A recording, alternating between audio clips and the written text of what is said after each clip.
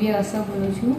હું ઘણા ટાઈમથી મતલબ કે જે મને 6ઠ્ઠો મહિનો ચાલી રહ્યો છે ચક્કરનો, અને હું તો હિંમત હારી ગઈ હતી કે હું સારી થઈશ કે નહીં, કેમ કે ચક્કર મારા એટલા બધા હતા કે મારાથી લેફ્ટમાં રાઈટમાં કે ઉપર નીચે મારી ગરદન હું ફેરવી નહોતી શકતી. અને અગર છે ને ગાડીમાં ગયા તો મતલબ કે 2 કલાકનો પણ રન હોય ને તો 2 દિવસ સુધી મારું દિમાગ ખૂબ જ હલતું હતું બધું. અને પ્રોબ્લેમ એટલી બધી હતી કે હું થોડું 5 ડગલા બી ઘરમાં બી ચાલું ને તો પણ ખૂબ જ ચક્કર હતા. અને એટલું બધું સિવિયર હતું મને કે સપોઝ કે હવે આપણે લેડીઝ છે તો ચોખા વણાવવાના છે, રસોઈની કામ કરવાનું છે, ગાર્લિક છોલવું છે કે એવું કરવું છે તો તરત ચક્કર આવી જાય. એટલે એટલું મારી હાલત ખરાબ હતી. પણ અહીંયા જ્યારે આજે સર છે બહુ સરસ, મને જૂન મહિનામાં હું છે ને મને ડાયરિયાનો પ્રોબ્લેમ હતો ને ત્યારે એકવાર હું મળી હતી.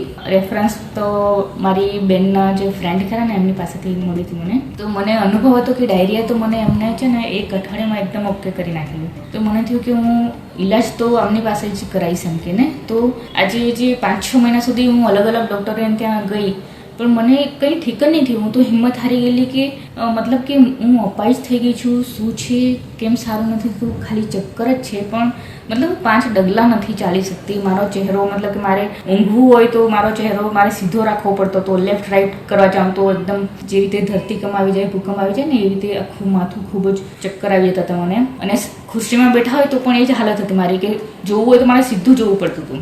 લેફ્ટ રાઈટ કે કોઈ દિશામાં હું જોઈ નહોતી શકતી. તો ખૂબ જ ખરાબ મારા અનુભવ હતા 5 મહિનાથી. પણ હું આ સર જે વિતરાંગ સર ખરા ને એમને ત્યાં આવીને તો મને એક દિવસમાં ફરક પડી ગયો. હું હમણાં આ જો રાઈટમાં જાઉં છું મને ચક્કર નથી આવતા, આ બાજુ જાઉં છું નથી આવતા, ઉપર નીચે બધી જગ્યા પર ખાલી એક જ દિવસમાં મને ફરક પડી ગયો છે. એટલે મને તો એટલી બધી ખુશી થઈ રહી છે કે કોઈ ચમત્કાર થયો છે કે શું. એટલે મને ખૂબ જ નવાઈ લાગી રહી છે કે હું સારી થઈ ગઈ. કેમ કે 5 મહિનાથી જે હિંમત હારી ગઈ હું કે અલગ અલગ ડૉક્ટરોને ત્યાં ટ્રાય કરો અને તમને સારું નહીં થાય એટલે માણસ હિંમત તો હારી જ જાય.